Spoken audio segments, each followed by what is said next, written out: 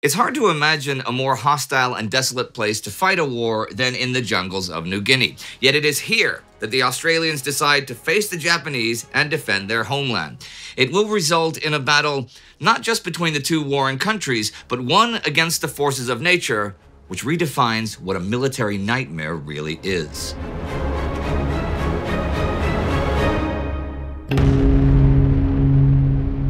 I'm Indy Neidell. This is a World War II special about the Kokoda Track campaign. Now, as many of you know, we do not do special episodes about individual battles.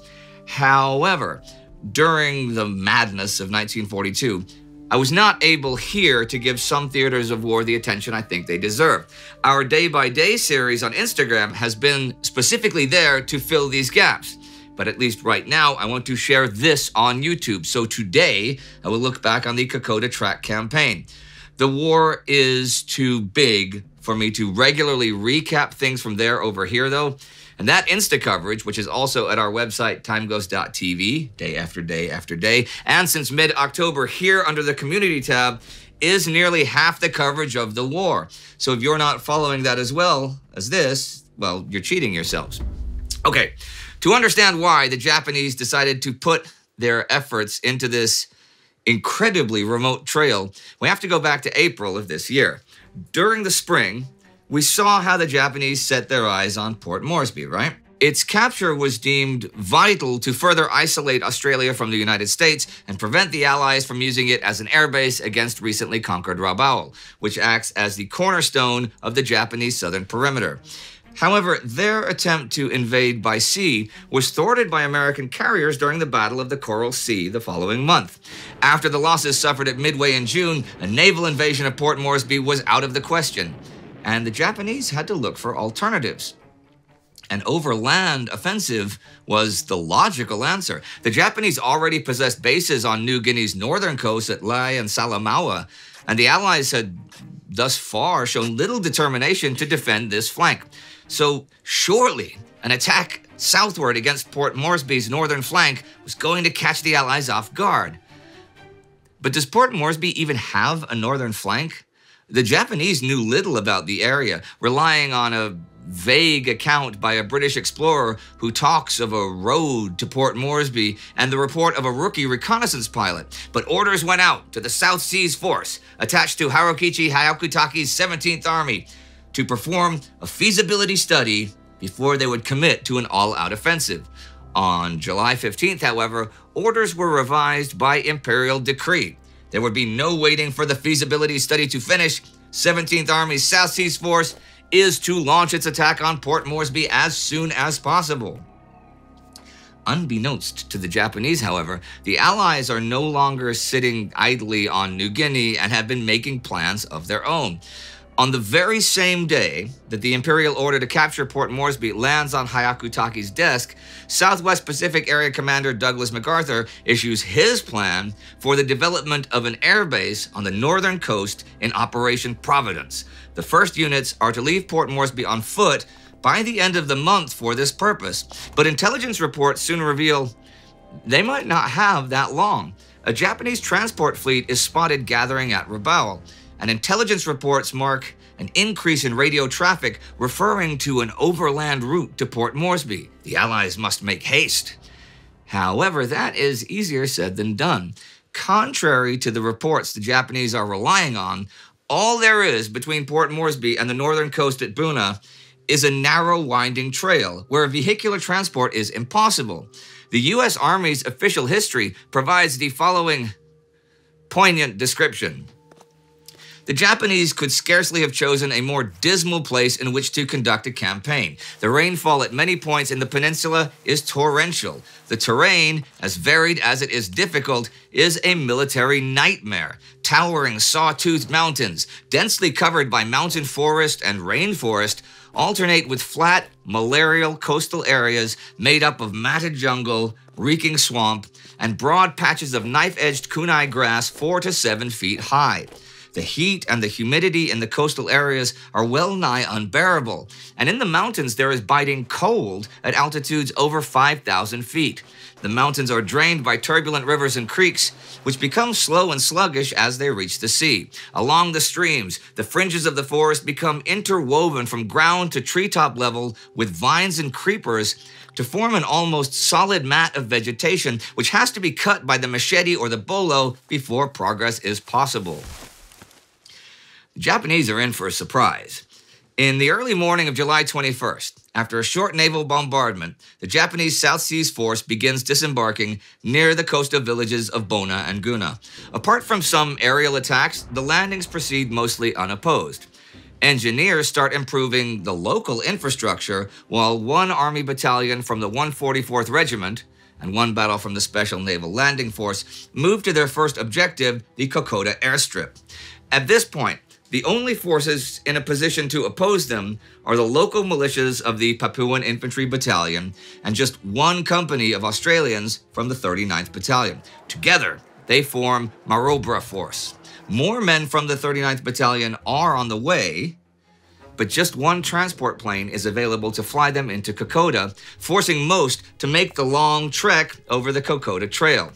The Australians and Papuans engage in a series of ambushes to win time, but by the 29th, the airfield is in Japanese hands, while Marobra Force falls back to Deniki.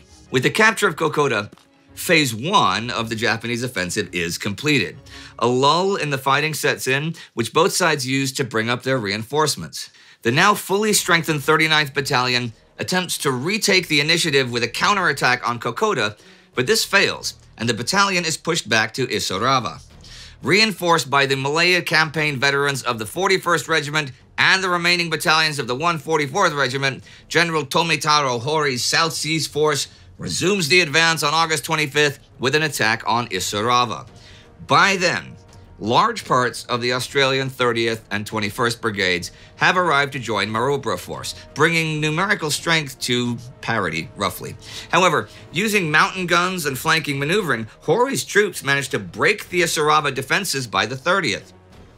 This signals the start of a general fighting retreat by the Australians. They set up numerous rear guards to inflict maximum losses and to stall the Japanese as much as possible. In this, they are aided by the Owen Stanley mountain range, which runs down the center of the peninsula like a spine and gives defending forces a significant advantage. Marobra Force eventually chooses Mission Ridge to make its stand, but another Japanese outflanking maneuver infiltrates its rear, forcing the Australians to fall back on the Ioria-Baiwa ridgeline. Here, 25th Brigade arrives to relieve some of Marobra Force, while command passes from 21st Brigade Commander Arnold Potts to 25th Brigade Commander Kenneth Either. Japanese forces again compromise the Australian positions, and Either requests permission from Divisional Commander Arthur Tubby Allen to withdraw his troops to Imita Ridge, the last major natural obstacle before Port Moresby. Allen approves of the plan, but warns Either, "There won't be any withdrawal from the Imita position, Ken. You'll die there if necessary." However, unbeknownst to them, Japanese strength is rapidly deteriorating by the day. See, each Japanese unit takes 16 days of provisions with it during the initial landings, right? By the first weeks of September, those provisions have long since run out. Captured food stocks alleviate some of the strain on the supply line, but those are becoming rarer and rarer as Australian strength grows. Some transport ships have brought in supplies, sure, but with insufficient aerial cover and diversions to Guadalcanal and Milne Bay, only sporadic deliveries are made. The supplies that do arrive still have to make their way up the track, leaving it up to carriers to haul the load for days on end. Although the Japanese do bring in a few hundred Korean and Formosan laborers to assist in this effort, both sides largely relied on the native Papuan population to carry their supplies and their wounded. And while the Australians generally maintain good relations with the Papuans through official regulations about pay and treatment of the carriers, whom they affectionately call Fuzzy Wuzzy Angels, the Japanese do not. Many of their carriers desert. further complicating their already problematic supply lines. It is at Imita Ridge, from where they can see the night lights of Port Moresby, that the supply problems really catch up with the Japanese. With no prospect of immediate improvement, 17th Army Commander Hyakutake orders Hori to preserve his strength and withdraw back down the Kokoda Track. Hori is crushed. Had he remained, though, his forces might quite literally have been crushed, as the Australians are now ready to take the fight to the Japanese. While the Japanese supply lines further disintegrated every step they took towards Port Moresby, quite the opposite was true for the Australians, who have gained in strength. With the 25th Brigade in the lead and the newly arrived 16th Brigade following closely behind, the Australians begin their pursuit. And they are horrified to see what the Japanese leave behind. Mentally exhausted and physically on the brink of starvation, some Japanese soldiers have resorted to cannibalism to stay alive, leaving mutilated Australian corpses behind. However, Japanese bodies are also piling up from diseases like malaria, dengue fever, and scrub typhus. They take most of the wounded with them, but many cannot make the march, and they are left to die by the wayside, sometimes with grenade in hand to take both their own and their captors' lives. Now it's up to the Japanese to employ the same delaying tactics the Australians used during their withdrawal. In this they succeed, but by October 22nd, the Australians are at the main Japanese defenses at Aora Creek, just south of Isarava. The remnants of the 41st and 144th Regiments managed to hold the Australian 16th Brigade, which has replaced the 25th at the front, off for another week before continuing the withdrawal.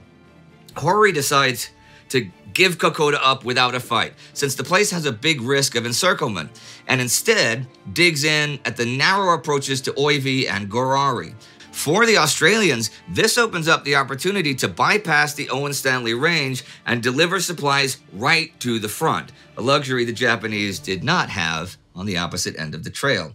After several days of resupplying, 16th Brigade attacks the Japanese head-on at Oivi, while the 25th Brigade flanks around south through the thick jungle to cut the Japanese rear at Gorari.